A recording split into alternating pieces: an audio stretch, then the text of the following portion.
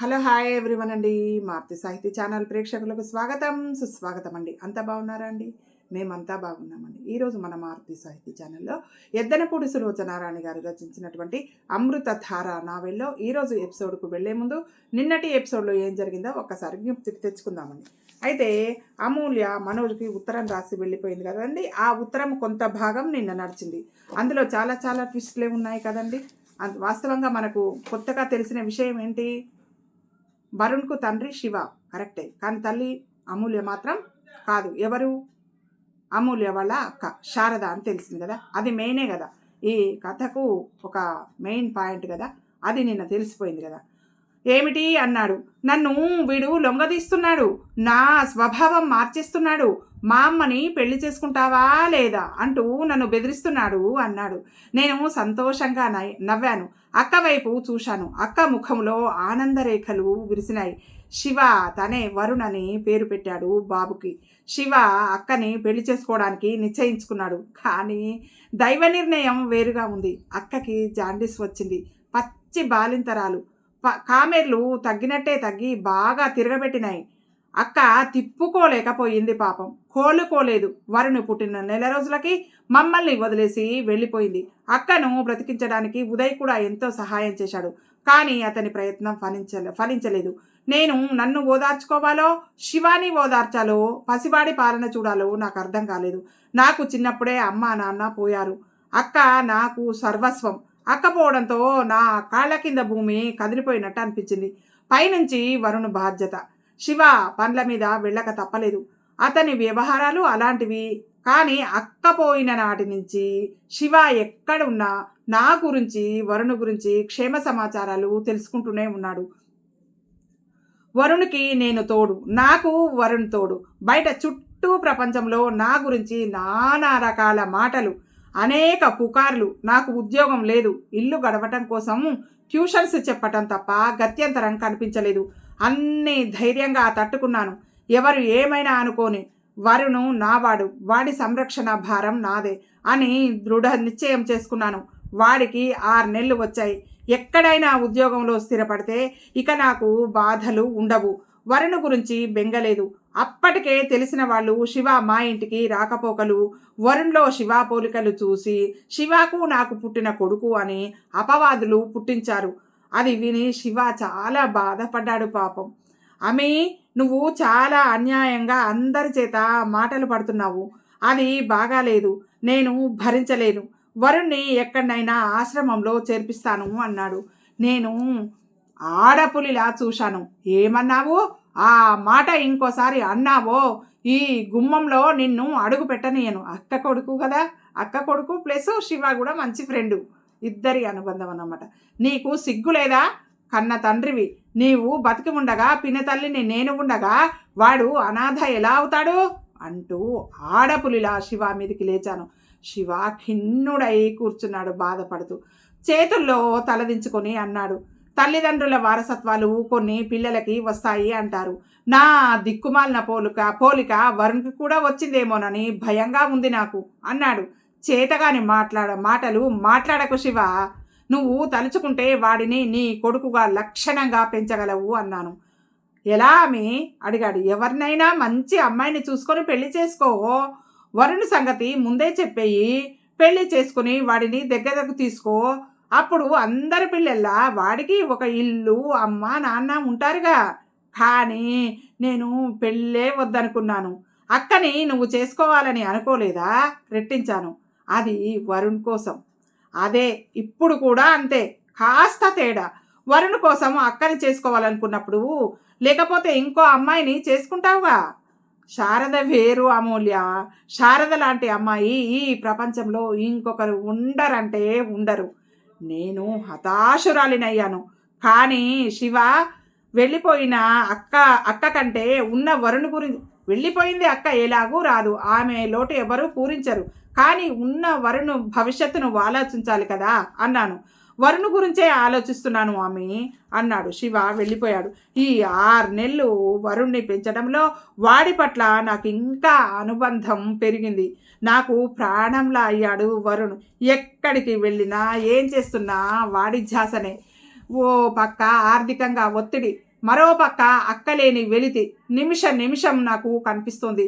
వరుణ్ ఏడుస్తుంటే ఎత్తుకుని గుండెలకి హత్తుకొని నేను నిన్ను ఓదారుస్తాను, కానీ నన్నెవరు ఓదార్చాలి, నువ్వు పెద్దగా అయితే తప్ప అని బాధపడేదాన్ని. ఆ రోజు నేను ట్యూషన్ చెప్పడానికి వెళ్ళి తిరిగి వచ్చేసరికి పెదనాన్న వచ్చి ఉన్నారు. వెంట శివ కూడా ఉన్నాడు. ఇంత జరిగినా నాకు మాట మాత్రం చెప్పలేదేమిటి, కోపంగా అన్నాడు పెదనాన్న. ఆయన మమ్మల్ని బాగానే చూసినా మా పెద్దమ్మకి మేమంటే చాలా చిన్న చూపు. అందుకని చిన్నప్పటి నుంచి వారింటికి వెళ్ళే చనువు కూడా మాకు లేదు. ఆయన బెంగళూరు వచ్చి కూడా పిల్లలు ఉన్నారు అని గుర్తొచ్చి చూడటానికి రావటమే తప్ప మా కష్టసుఖాలు ఆయనకి వినిపించే అలవాటు మాకెప్పుడూ లేదు. ఆయన మాకు తోడు అని మేమెప్పుడు కూడా అనుకోలేదు. పెదనాన్న శివ ఆ పూట ఉండిపోయారు. నేను వంట చేసి వారికి భోజనం పెట్టాను. భోజనాలు అయిన తర్వాత పెదనాన్న, అమూల్య ఇలా రా, కూర్చో, నీతో మాట్లాడాలి అన్నాడు. వరుణ్ణి ఆడిస్తున్నా నేను వెళ్ళి పెదనాన్న దగ్గర కూర్చున్నాను. నేను నీతో ఒక మాట చెప్పదలుచుకున్నాను అమూల్య అన్నాడు. చెప్పు పెదనాన్న అన్నాను. శివ నువ్వు వివాహం చేసుకోండి అన్నాడు. ఏమిటి? నేను వరుణ్ణి ఎత్తుకొని ఎంబడి అక్కడి నుంచి లేచాను. శివ వారిస్తూ అద్దింపుగా అన్నాడు. అమీ ప్లీజ్, మాట పూర్తిగా విను, ఆవేశం తెచ్చుకోకు. ఇది నా కోసం కాదు, వరుణ్ కోసం, నీ కోసం, మీ ఇద్దరి క్షేమం కోసం తీసుకునే ఒక జాగ్రత్త మాత్రమే అన్నాడు శివ. మీ జాగ్రత్త నాకేం అవసరం లేదు. శివ మీకు సిగ్గుందా? అసలు మీరేం మాట్లాడుతున్నారో మీకు తెలుస్తోందా? ఒంటి మీదకి తెలివి తెచ్చుకోండి. నేను అక్కలాగా సహనవంతురాలని అస్సలే కాదు అన్నాను ఆవేశంగా.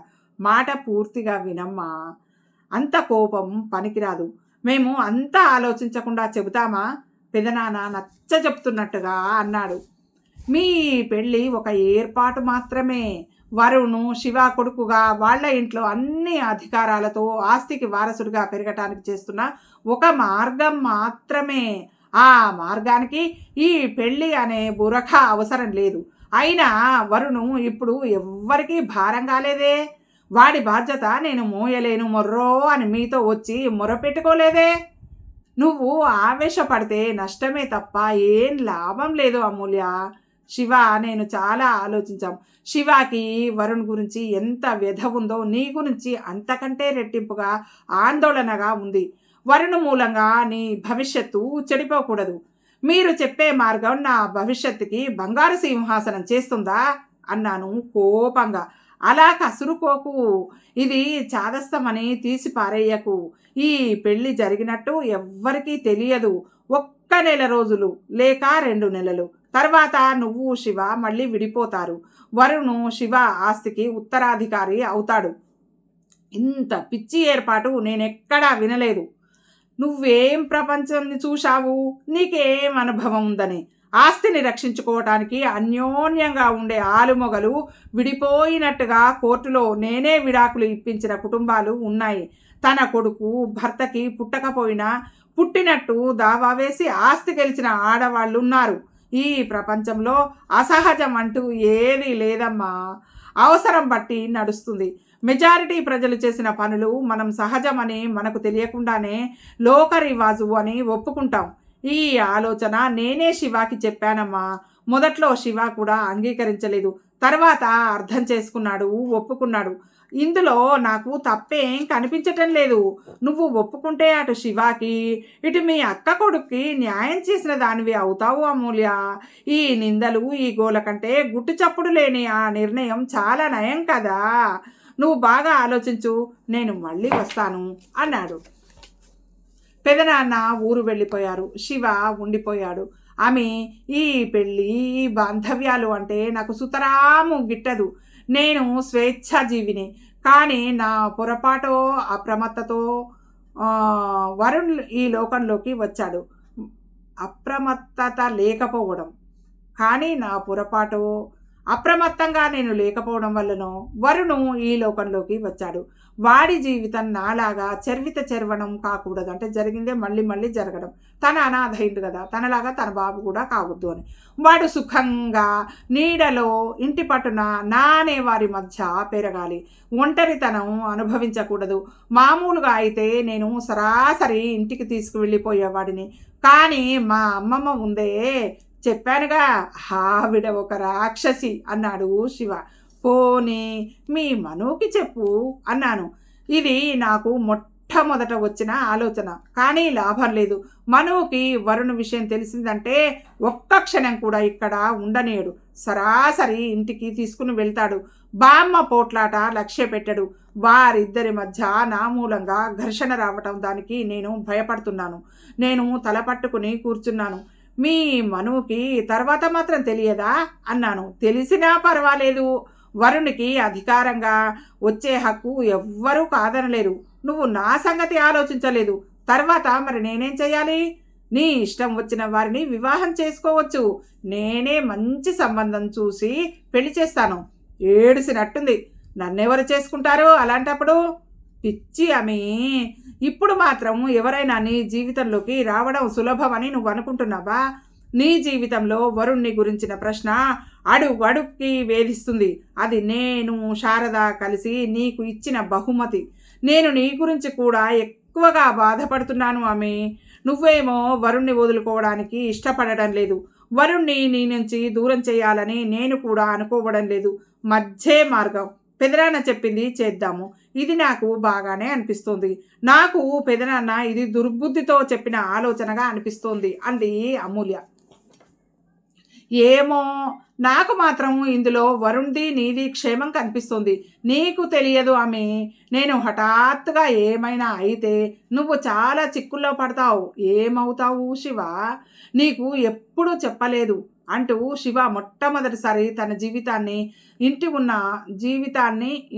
అంటి ఉన్న నీకు ఎప్పుడూ చెప్పలేదు అంటూ శివ మొదటిసారి తన జీవితానికి అంటి ఉన్న అపాయం చెప్పాడు. నాకు ఎవరో తెలియదు. నేను క్షేమంగా ఉండటం గిట్టని వారు ఉన్నారు. బహుశా అది అమ్మమ్మ పనే అయి ఉంటుందనే అనుకుంటున్నాను. అదేంటి శివ? ఆవిడకి మా నాన్నంటే అసహ్యం. ఆవిడ ఆస్తిలో నాకు భాగం ఉందని భయం. నేను ఎప్పుడు ఏం చేస్తానో అని హడలు. మనువు లేకపోతే నేను ఆవిడ అనుకున్నంత పని చేసేవాడినే. మనువుకి ఆవిడంటే పిచ్చి ప్రేమ. ఆవిడ ఆత్మీయతని ఒక ఆయుధంగా ఉపయోగిస్తుంది. దాని ద్వారా మనుషుల్ని కట్టిపడేసుకొని బానిసలుగా చాకిరీ చేయించుకుంటుంది. చిత్రమేమంటే ఆ కట్టిపడేసిన వ్యక్తికి కూడా తను బంధిని అయ్యాను అనే విషయము అస్సలే తెలియదు. ఆవిడ చెప్పిన మాట విని ఆవిడకి దగ్గరగా ఉండాలని ఆశ. నేను అలా దగ్గరగా అయిన నాడు మనువుని ఇంట్లోంచి వెళ్ళగొట్టేస్తుంది. అది నాకు తెలుసు. అందుకే నేను ఆవిడ ఛాయలకి కూడా వెళ్ళను. దూరంగా ఉండి ఏడిపించటమే నా లక్ష్యంగా పెట్టుకున్నాను. నేను చిత్రంగా చూస్తూ మౌనంగా వింటుండిపోయాను. శివ ఆ లోకంలోకి వెళ్ళిపోయినట్టు చెప్పసాగాడు. నాకు తెలుసు ఆమె. నేను చిన్నవాడిని. 6 ఏళ్ళు ఉంటాయేమో. అర్ధరాత్రి దబదబా చప్పుడైతే కళ్ళు తెరిచి చూశాను. మా నాన్న మీద పడి ఇద్దరు కర్రలతో బాదుతున్నారు. అమ్మ ఇంట్లో లేదు. తెలుగు మాస్టారి భార్యకి పురుడు వస్తే వెళ్ళింది. నాన్న చచ్చిపోయాడు. చంపేశారు వాళ్ళు. నాకెంత భయం వేసిందో. తర్వాత అమ్మతో కలిసి అమ్మమ్మ దగ్గరికి వచ్చాం. నన్ను తిట్టేది. అమ్మ నూతిలో పడి చచ్చిపోయింది. అమ్మ చావుకి కూడా ఆవిడే కారణం. పెద్దయిన తర్వాత అర్థం చేసుకున్నాను. మా నాన్నని చంపేస్తే కూతురు ఇంటికి తిరిగి వస్తుందని ఆశపడింది. మా అమ్మ ఆవిడ ఆశని నెరవేర్చినట్టే వచ్చి మళ్ళీ ఆశాభంగం కలిగించింది. మీ అమ్మ ఎందుకు ఎదురు తిరగలేదు అన్నాను. అమ్మ పిరికిది. అమ్మమ్మ ఎదురు తిరిగి జవాబు చెప్పగలిగిన సత్తా ఆమెకి, అమ్మమ్మకి ఎదురు తిరిగి జవాబు చెప్పగలిగినటువంటి సత్తా ఆమెకు ఉంటే మా నాన్నని చంపించే ధైర్యం వాళ్ళకి వచ్చేదే కాదు. నేను ఇలా దేశాలు పట్టి తిరిగే స్థితి నాకు వచ్చేది కాదు. ఆమె నువ్వు నిజంగా ఆ ఇంట్లో అడుగుపెట్టి ఆవిడని ఏడిపించుకుని తింటే నాకు చాలా సంతోషంగా అనిపిస్తోంది. నాకు ఏడిపించాలనే అనిపిస్తోంది అన్నాను. కానీ అది ఆట కాదు, జీవితం. నా హద్దులేమిటో నాకు తెలుసు. తర్వాత శివ ఇదే మాట్లాడేవాడు. తపన ఏమిటో నాకు, అతని తపన ఏంటో నాకు అర్థమైంది. వరుణు శివ కొడుకుగా అధికారంతో హక్కుతో ఆ ఇంట్లో వాళ్ళ అమ్మమ్మ కళ్ళ ముందు వెళ్ళాలి. ఆవిడ ఏం చేయలేని పరిస్థితి. అదే ఆవిడకి తగిన జవాబు. శివాకి ఆ స్థితి రావాలని ఉంది. దానికి నేను తప్ప ఎవరు అర్థం చేసుకుంటారు, ఎవరు సాయం చేస్తారు? పెళ్ళైన వెంటనే వీలైతే ముందే మనోజ్కి మాత్రం దాచకుండా చెప్పేస్తానని అన్నాడు. నేను సందిగ్ధంలో పడిపోయాను. ఆలోచనలతో నా తల దిమ్మెక్కిపోతుంది. వరుణ్ణి చూస్తుంటే ఈ విషయంలో నేను పిరికిదానిలా వెనకడుగు వేస్తే వాడికి రావాల్సిన డబ్బు రాకుండా అన్యాయం చేసిన దాన్ని అవుతానా? వాడి భవిష్యత్తును చేతులారా తిలోదకాలు ఇచ్చినట్టు అవుతుందా? అంటే నువ్వులు నీళ్ళు వదలటం అంటారు కదా, వాడి భవిష్యత్తుకు నువ్వులు నీళ్ళు వదలడం అంటే ఏంది? అబ్బాయికే అపాయం అయ్యే పరిస్థితి నా అంతటా నేనే కల్పించిందాన్ని అవుతానా? నేనెంత పెంచినా శివ కొడుకుగా ఆ డబ్బు ఆ దర్జా ఎలా తీసుకురాగలను? నేను ఎలాగూ పెళ్లి చేసుకోవాలని అనుకోవడం లేదు. ఎందుకంటే వరుణు మునికి నా జీవితంలో ఒక ప్రశ్నార్థకం. శివ అన్నమాట అక్షరాల నిజమే. వరుణు గురించిన అనుమానాలు పెట్టుకోకుండా ఎవరు నన్ను ఆదరిస్తారు? శివ అన్నట్టు పెళ్లి కాకుండా తల్లి అయిన స్త్రీ కంటే భర్తని వదిలేసిన స్త్రీని ఈ లోకంలో కాస్త క్షమిస్తారు. శివ నన్ను ఎలాంటి అనుమానం లేకుండా అంగీకరించమని అడుగుతున్నాడు. నాకు అతని పట్ల ఎనలేని కృతజ్ఞత ఉంది. ఎందుకంటే తనకి ఎగ్జామ్స్కు అప్పుడు ఫీజు కట్టి మంచి భవిష్యత్తుకు చదువుకోవడానికి బాట వేసి, తర్వాత ఆ కాలినప్పుడు మంటలలో దాని అనారోగ్యమైనప్పుడు హాస్పిటల్లో అవంతా, తర్వాత వాళ్ళ కుటుంబానికి అక్కతోటి ఉన్న అనుబంధం వల్ల ఎనలేని కృతజ్ఞత అమూల్యకి శివ మీద ఏర్పడింది. కానీ ఇంకే సమస్య అయినా అవునని సాయం చేసేదాన్ని. నా నిండు జీవితం వరుణ్ణి తీసుకుని దూరంగా ఎక్కడికైనా వెళ్ళిపోదామా అనుకున్నాను. ఛీ, అది పిరికితనం కాదా? నేను కాదు అంటే నన్నెవ్వరూ బలవంతం చేయరు. కానీ మాకున్న ఒక్క శివాని దూరం చేసుకుంటే వరుణ్కి నాకు ఇక మరి దిక్కెవరు? శివ దాపరికం లేకుండా జరగబోయేది చెప్పాడు. అతను అన్న మాటకి నిలబడే మనిషి. తన క్షేమం కంటే ఎదుటివారి క్షేమానికే ప్రాధాన్యత ఇస్తాడు. నిర్ణయం తీసుకోవాల్సిన బాధ్యత నా మీదనే పెట్టాడు. పెదనాన్న ఉత్తరం రాశారు. నువ్వు అనవసరమైన పిచ్చి పిచ్చి ఆలోచనలతో మనసు సందేహంతో పాడు చేసుకోకు. నేను నీ మంచి నీ క్షేమం కోరే శివాకి సలహా ఇచ్చాను. పెళ్ళి అయిన తర్వాత మీ ఇద్దరూ విడిపోవచ్చు. ఆ ఏర్పాటు ముందే చేస్తాను. నువ్వు భయపడవద్దు. నీ పిరికితనంతో వరుణ్కి రావాల్సిన ఆస్తిని దూరం చెయ్యకు. ఒప్పుకో.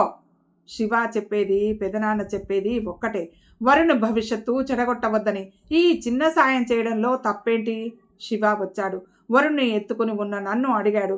ఏం ఆలోచించావు ఆమె? నేనేం నిర్ణయం చేసుకోలేకపోతున్నాను శివ. నా మీద నమ్మకం ఉంచు. నీకోసం నా ప్రాణమైనా ఇవ్వగలను. కానీ సందేహించకు. నా మాటగా విను. మనసు నిబ్బరం చేసుకో. నేను మాట్లాడలేకపోయాను. నాకు స్టవ్ ప్రమాదంలో ఒళ్ళు కాలి హాస్పిటల్లో చావు బతుకుల్లో ఉన్నప్పుడు శివ చేసిన సహాయం నేను జన్మలో మర్చిపోలేను. ఆమె నాకు నువ్వు వరుణు సుఖంగా ఉండే ఏర్పాటు చేస్తే తప్ప శాంతిగా నేను ఉండలేను. నేను ఏ పని శ్రద్ధగా చేయలేకపోతున్నాను. పెద్దనాన్న చెప్పిన ఈ పద్ధతిలో భయపడాల్సింది ఉంటే నేను నిన్ను అడగను. నేను నిట్టూర్చాను. సరే శివ, నీ ఇష్ట ప్రకారమే జరగని అన్నాను. ఇది నేను ఒక కర్తవ్య నిర్వహణ బాధ్యతగా భావిస్తున్నాను తప్ప నా ఇష్టాలతో ప్రమేయం లేకుండా పక్కకి తోసేశాను. శివ నా తల మీద చెయ్యి ఆనించాడు. ఇది నీకు సుఖంగా మారాలని మనసారా కోరుతూ ఆశీర్వదిస్తున్నాను ఆమె అన్నాడు. శివ మీకు పెళ్లి చేసుకోబోతున్నట్టు ఏర్పాటు చేయాలని ఫోన్ చేశానని చెప్పాడు. అంటే మీకు అంటే ఎవరికి? మనోజ్కి. క్రమంగా శివ సంఘసేవా కార్యక్రమాలు అతని ద్వారా వినటంతో నాకు తెలియకుండానే నేను కూడా పాలు పంచుకోసాగాను. హైదరాబాదులో వానప్రస్థాశ్రమం ఉంది అంటూ దానితో తనకి గల అనుబంధం చెప్పాడు. ఇద్దరం కూర్చుంటే పావురాలపల్లి మాటలే వచ్చేవి. నేను అంటూ ఆ సంగతులు చెప్పేవాడు. శివ ఆ మాటలు చెప్తుంటే ఆ లోకంలోకి అతని వెంట నేను వెళ్ళి ఆ మనుషులని పరిసరాలని చూసినట్టే అనిపించేది. పావురాలపల్లి, నేను నిన్ను తీసుకువెళ్తున్నానుగా అనేవాడు. ఆహా, ఎంత మంచి సీను! నిన్ను వరుణ్ణి చూసి బామ్మ షాక్ తిన్నప్పుడు ఆవిడ ముఖం చూడాలని నాకు ఎంతగానో అనిపిస్తుంది అనేవాడు. మేము హైదరాబాద్ వచ్చాం. పెదనాన్న తనకి తెలిసినట్టు రవ్వంత కూడా బయటికి రానియవద్దని చెప్పాడు. మేము వచ్చేసరికి మీరు లేరు. మీరు ఊరు వెళ్ళారు. శివ నన్ను వానప్రస్థాశ్రమం తీసుకువెళ్ళాడు. కొద్ది రోజుల కోసం వరుణ్ణి అక్కడ ఉంచుదామని చెప్పాం. ఆవిడ సరే అన్నారు. తర్వాత జరిగిందంతా మీకు తెలుసు. ఇది ఈరోజు ఎపిసోడ్ అండి. ఈ ఎపిసోడ్ మీకు నచ్చినట్టయితే లైక్ చేయండి, షేర్ చేయండి. మన మారుతి సాహితీ ఛానల్ని సబ్స్క్రైబ్ చేయండి. మనందరం ఆనందంగా, ఆరోగ్యంగా, సుఖంగా, సంతోషంగా ఎల్లవేళలా ఉండాలని మనస్ఫూర్తిగా కోరుకుంటూ మీ అందరి లైక్లు, షేర్లు, కామెంట్స్, సబ్స్క్రిప్షన్స్ మన ఛానల్కి మీ ద్వారా రావాలని మనస్ఫూర్తిగా కోరుకుంటూ రేపటి ఎపిసోడ్లో మళ్ళీ కలుసుకుందామండి. ఉంటానండి, మీ మారుతి సాహితీ ఛానల్.